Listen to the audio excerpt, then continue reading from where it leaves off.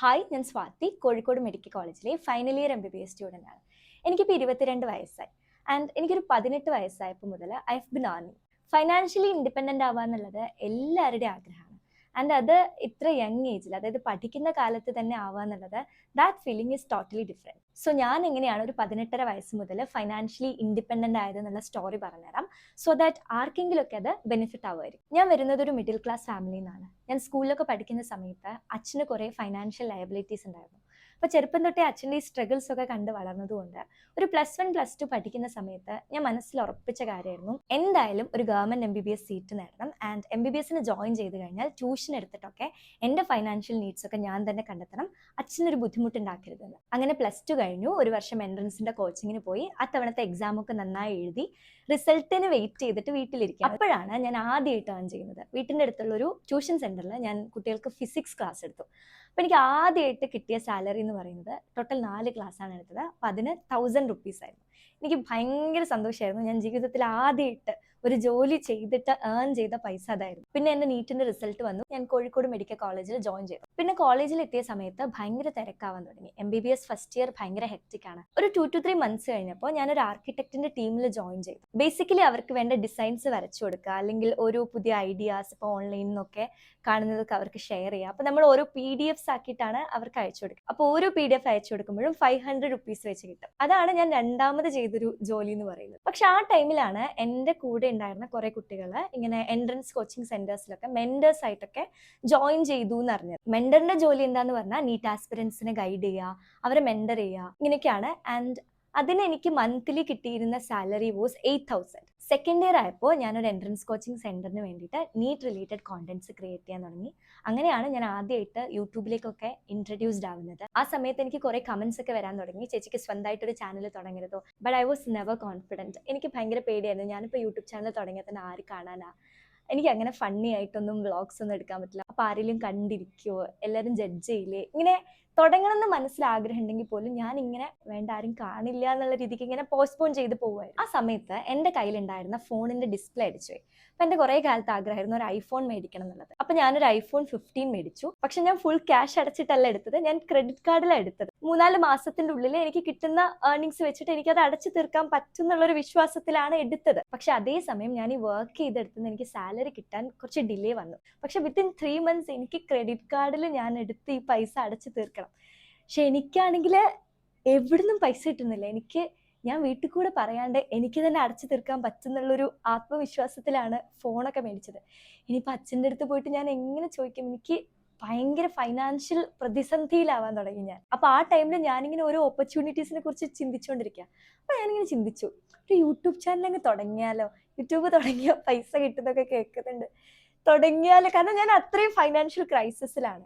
അങ്ങനെ സത്യം പറയുകയാണെങ്കിൽ അങ്ങനെയാണ് ഞാൻ 2025 സെപ്റ്റംബർ 1 ഞാൻ എൻ്റെ യൂട്യൂബ് ചാനൽ തുടങ്ങുന്നത്. ഞാനിങ്ങനെ സെൽഫ് ഡൗട്ട്സ് അടിച്ചിട്ടാണ് ഞാൻ ആദ്യം യൂട്യൂബ് ചാനൽ തുടങ്ങാണ്ടിരുന്നത്. പക്ഷേ ഞാൻ ഇടുന്ന വീഡിയോസ് കാണാൻ ആളുകളുണ്ട്, എനിക്ക് മനസ്സിലായി തുടങ്ങി. And from that point onwards I literally started to enjoy this process. പക്ഷെ ആ സമയം ആകുമ്പോഴേക്കും എനിക്ക് ഇൻസ്റ്റിറ്റ്യൂട്ടിൽ നിന്ന് പേയ്മെന്റ് ഒക്കെ കിട്ടി, എനിക്ക് ക്രെഡിറ്റ് കാർഡിലെല്ലാം അടച്ചു തീർക്കാനൊക്കെ പറ്റി. ആൻഡ് ഒരു 3 മന്ത്സോ 4 മന്ത്സോ കഴിഞ്ഞ സമയത്താണ് എൻ്റെ ചാനൽ ആദ്യമായിട്ട് മോണിറ്റൈസ്ഡ് ആവുന്നത്. യൂട്യൂബിൽ ഒരു ചാനൽ മോണിറ്റൈസ്ഡ് ആവാൻ 1000 സബ്സ്ക്രൈബേഴ്സും 4000 വാച്ചാസ് അല്ലെങ്കിൽ 3 മില്യൺ സംതിങ് ഷോർട്സിന്റെ വ്യൂസ്, അങ്ങനെ എന്തോ ഒരു ക്രൈറ്റീരിയ ഉണ്ട്. പക്ഷേ യൂട്യൂബിലൊരു വീഡിയോയുടെ എന്ന് പറയുന്നത് ഇറ്റ്സ് നോട്ട് ദാറ്റ് സിമ്പിൾ. ഞാനൊക്കെ ഒരു വീഡിയോ ഔട്ട് ഇറക്കാൻ വേണ്ടിയിട്ട് ഒരുപാട് ടൈമും എഫേർട്ടും ഒക്കെ ഇതിലിടുന്നുണ്ട്. എൻ്റെ ഓൾമോസ്റ്റ് എല്ലാ വീഡിയോസും സ്ക്രിപ്റ്റഡ് ആണ്. അതായത് ഞാൻ പറയുന്ന കാര്യം എന്താണ് എന്ന് ആദ്യമേ ഞാനൊരു സ്ക്രിപ്റ്റ് അല്ലെങ്കിൽ ഐഡിയ ഉണ്ടാക്കി വെക്കും. സോ സ്ക്രിപ്റ്റ് ഉണ്ടാക്കി തന്നെ അത് പ്രസന്റ് ചെയ്ത് വീഡിയോ എടുത്തു. വീഡിയോ എടുക്കൽ എന്ന് പറയുന്നത് അത്ര ഈസി ഒന്നുമല്ല. നമ്മൾ ലൈറ്റൊക്കെ സെറ്റ് ചെയ്യണം, ക്യാമറയൊക്കെ സെറ്റ് ചെയ്യണം.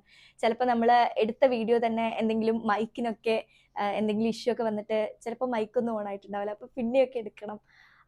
പിന്നെ അത് എഡിറ്റ് ചെയ്യണം, ദെൻ യൂട്യൂബിൽ ഇടാൻ വേണ്ടിയിട്ട് തംബ്നെയിൽ ഉണ്ടാക്കണം, പിന്നെ അത് യൂട്യൂബിൽ അപ്ലോഡ് ചെയ്യണം. ഇങ്ങനെ കുറേ പണികൾ ചെയ്തിട്ടാണ് ഓരോ വീഡിയോയും അവസാനം അത് പുറത്ത് വരുന്നത്. ഞാൻ സെക്കൻഡ് ഇയർ പകുതി ആയപ്പോഴാണ് എൻ്റെ ചാനൽ തുടങ്ങിയത്. പക്ഷെ ഒരു തേർഡ് ഇയർ ഒക്കെ ആയപ്പോഴേക്ക് എനിക്ക് ചെറിയ രീതിക്ക് ഏർണിങ്സ് ഒക്കെ കിട്ടി തുടങ്ങി യൂട്യൂബിൽ നിന്ന്. ഇനി യൂട്യൂബ് ചാനൽ തുടങ്ങണം എന്നൊക്കെ ആഗ്രഹമുള്ള കുറച്ച് പേരുണ്ടാവും. അവരുടെ അടുത്തൊക്കെ ഒരു ബഡ്ഡിങ് യൂട്യൂബർ എന്നുള്ള രീതിക്ക് എനിക്ക് പറയാനുള്ളത്, ഇഫ് നിങ്ങൾക്ക് അങ്ങനെ ഒരു ആഗ്രഹം ഉണ്ടെങ്കിൽ സ്റ്റാർട്ട് ഇറ്റ് നൗ. ബിക്കോസ് ഞാൻ എൻ്റെ കാര്യം പറഞ്ഞല്ലോ, എനിക്ക് ഭയങ്കര സെൽഫ് ഡൗട്ട്സ് ആയിരുന്നു. ആരെങ്കിലും ഇതൊക്കെ കാണോ, അല്ലെങ്കിൽ എന്നെ അറിയുന്ന ആൾക്കാർ എന്നെ ജഡ്ജ് ചെയ്യോ.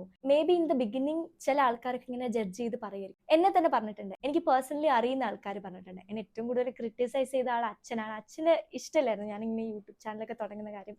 പക്ഷെ ഞാനിങ്ങനെ പറഞ്ഞ് സെറ്റാക്കി, കുഴപ്പമില്ല അച്ഛാ ഞാൻ പഠിക്കും എന്നൊക്കെ വാക്ക് കൊടുത്തിട്ടൊക്കെയാണ് ആക്ച്വലി ചാനൽ തുടങ്ങിയത് കേട്ടോ. അത് വേറൊരു കഥ. എനിവേസ്, നമ്മളെ അല്ലാണ്ട് ജഡ്ജ് ചെയ്യുന്ന കുറേ പേരുണ്ടാവും. പക്ഷെ നമ്മൾ അങ്ങനെ ഒരാളെയും കെയർ ചെയ്യേണ്ട ആവശ്യമില്ല. കാരണം ഇന്നത്തെ കാലത്ത് സോഷ്യൽ മീഡിയയ്ക്ക് ഭയങ്കര ഒരു ഇമ്പാക്റ്റ് ഉണ്ട്. ഒരു നല്ല രീതിക്കുള്ള ഒരു കോണ്ടന്റ് ക്രിയേറ്റർ ആവുന്ന സമയത്ത് നമുക്ക് ഒരുപാട് ബെനിഫിറ്റ്സ് ഉണ്ടാവും. കുറച്ച് നെഗറ്റീവ് കമന്റ്സ് ഒക്കെ വരും, ചില കമന്റ്സ് ഒക്കെ നമ്മളെ ഭയങ്കര സങ്കടപ്പെടുത്തും എന്നൊക്കെ ഉണ്ടെങ്കിൽ കൂടെ it has A load of positive aspect. ഒന്നാമത്തെ കാര്യം, നിങ്ങൾക്കൊരു ഇമ്പാക്റ്റ് ഉണ്ടാക്കാൻ പറ്റും. രണ്ടാമത്തെ കാര്യം, ഫൈനാൻഷ്യലി നമ്മളെ ഒരുപാട് ഹെൽപ്പ് ചെയ്യും. പിന്നെ നമുക്ക് കുറെ ആളുകളും ബ്രാൻഡ്സ് ഒക്കെ ആയിട്ട് കണക്ട് ചെയ്യാൻ പറ്റും. പിന്നെ നിങ്ങൾ പുറത്തൊക്കെ പോകുമ്പോൾ ആൾക്കാർ നിങ്ങളെ റെക്കഗ്നൈസ് ചെയ്യാൻ തുടങ്ങും. സത്യം പറച്ച് എനിക്കറിയില്ല, എൻ്റെ അടുത്തൊക്കെ ചില കുട്ടികളൊക്കെ വന്നിട്ട് ചേച്ചി ഞാൻ വീഡിയോസ് കാണാറുണ്ടെന്നൊക്കെ പറയുമ്പോൾ എനിക്ക് നീ എന്താ തിരിച്ച് പറയേണ്ടതെന്ന് അറിയില്ല. Because I don't consider myself as A YouTuber. അതായത് ഞാൻ MBBS പഠിക്കുന്നു, അതിൻ്റെ ഇടയിൽ കൂടെ പാർട്ട് ടൈം ആയിട്ട് കോണ്ടന്റ് ക്രിയേറ്റ് ചെയ്യുന്നു. I M never full time content creator and I never be. ഇപ്പോഴും എൻ്റെ ഫസ്റ്റ് പ്രയോറിറ്റി എന്ന് പറയുന്നത് എൻ്റെ സ്റ്റഡീസ്, MBBS, മെഡിസിൻ. എന്തായാലും കോണ്ടന്റ് ക്രിയേഷൻ എപ്പോഴും എന്നെ സംബന്ധിച്ചിടത്തോളം ഒരു പാർട്ട് ടൈം ജോബ് മാത്രമായിരിക്കും. അതിനാണ് എനിക്ക് ബാക്കിയുള്ള ആൾക്കാരുടെ അടുത്തും പറയാനുള്ളത്. ബിക്കോസ് പണ്ട് ഇന്ത്യയിലെ ടിക്ടോക്ക് ബാൻ ചെയ്തതുപോലെ ഏത് കാലത്താണാവോ ഇന്ത്യയിൽ യൂട്യൂബും ഇൻസ്റ്റഗ്രാമും ഒക്കെ ബാൻ ചെയ്യുന്ന ഒരു അവസ്ഥ ഉണ്ടാവാന്നൊന്നും നമുക്ക് പറയാൻ പറ്റില്ല. പക്ഷെ എഡ്യൂക്കേഷൻ എന്ന് പറയുന്നത് അങ്ങനെയല്ല. നമ്മളൊരു ഡിഗ്രി എടുത്തു കഴിഞ്ഞാൽ അല്ലെങ്കിൽ ഒരു PG എടുത്തു കഴിഞ്ഞാൽ പിന്നെ നമ്മൾ ക്വാളിഫൈഡ് ആണ്. നമ്മുടെ ആ ഒരു ക്വാളിഫിക്കേഷൻ അല്ലെങ്കിൽ നമ്മുടെ ആ ഒരു നോളജ്, സ്കിൽസ്, ഇതൊന്നും ഒരു കാലത്തും പോകാൻ പോകുന്നില്ല. ബട്ട് ഇന്നത്തെ കാലത്ത് നമുക്ക് ഫൈനാൻഷ്യലി ഇൻഡിപെൻഡന്റ് ആവാനൊക്കെ ഉള്ള ഒരു ബെസ്റ്റ് വേ ആണ് കോണ്ടന്റ് ക്രിയേഷൻ.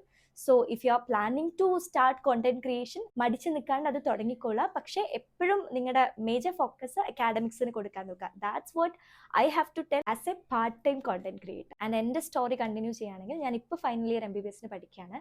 ഞാനിപ്പോൾ ഒരു എൻട്രൻസ് കോച്ചിങ് സെന്ററിലെ കോണ്ടന്റ് ക്രിയേറ്റർ അല്ലെങ്കിൽ വീഡിയോ പ്രസന്റർ ആണ്. സോ ഞാൻ ചെറുപ്പത്തിൽ ആഗ്രഹിച്ച കുറേ കാര്യങ്ങൾ ചെയ്തു പോകാൻ പറ്റുന്നുണ്ട്. First of all, completely financially independent ആയിട്ട്, ഇൻസ്റ്റെഡ് ഓഫ് വീട്ടിൽ നിന്ന് വാങ്ങുന്നതിന് പകരം വീട്ടുകാർക്കൊക്കെ എന്തെങ്കിലുമൊക്കെ ഗിഫ്റ്റ് ചെയ്യുക. ഇപ്പോൾ എൻ്റെ കാര്യം പറയുകയാണെങ്കിൽ, ഞാൻ എൻ്റെ ഫോൺ ഞാൻ മേടിച്ചതാണ്. ഞാനിപ്പം കോളേജിൽ യൂസ് ചെയ്യുന്ന സ്കൂട്ടി ഞാൻ മേടിച്ചതാണ്. വീട്ടിലേക്ക് കുറേ കാര്യങ്ങളൊക്കെ എനിക്ക് പ്രൊവൈഡ് ചെയ്യാൻ പറ്റിയിട്ടുണ്ട്. ഇപ്പം എനിക്ക് എൻ്റെ ഇഷ്ടത്തിന് എൻ്റെ റൂമൊക്കെ, ഇപ്പം ഞാനിതെൻ്റെ വീട്ടിലത്തെ റൂമാണ്, ഇവിടെ ആണെങ്കിലും എൻ്റെ ഹോസ്റ്റലത്തെ റൂമൊക്കെ ആണെങ്കിലും എൻ്റെ ഡ്രീം രീതിക്ക് എനിക്കത് മേക്ക് ഓവർ ഒക്കെ ചെയ്യാൻ പറ്റിയിട്ടുണ്ട്. സോ എനിക്ക് എൻ്റെ കുറേ പാഷൻ കണ്ടിന്യൂ ചെയ്ത് പോകാൻ പറ്റുന്നുണ്ട്. ഡാൻസ് പഠിക്കുക, അച്ഛനൊക്കെ എനിക്കൊരു ഫോണൊക്കെ ഗിഫ്റ്റ് ചെയ്ത് കൊടുക്കാൻ പറ്റിയിട്ടുണ്ട്. എനിക്ക് വേണ്ടടുത്ത് എനിക്ക് ട്രിപ്പിന് പോകാൻ പറ്റുന്നുണ്ട്.